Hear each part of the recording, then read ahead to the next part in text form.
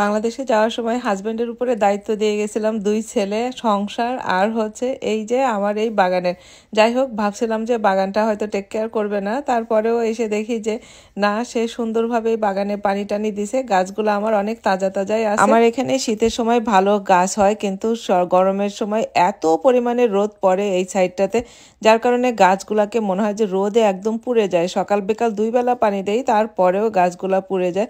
টবের ভিতরে যেহেতু গাছ, সেই জন্য অত বেশি মানে রস পায় না গাছগুলাতে। আর এই যে দেখেন কইডা ধরছে, করলা, সবকিছুই মানে।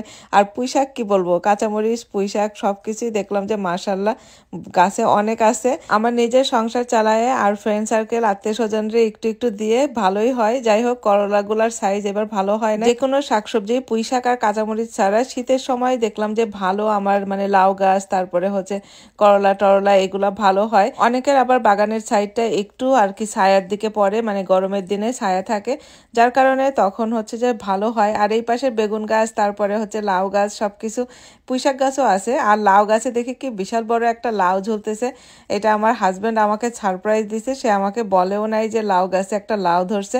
যাই হোক, লাউ গাছের অবস্থাটা বেশি ভালো না, তারপরেও মাশাল্লাহ দেখলাম যে এত বড় একটা লাউ ঝুলতেছে, দেখে খুবই ভালো লাগলো।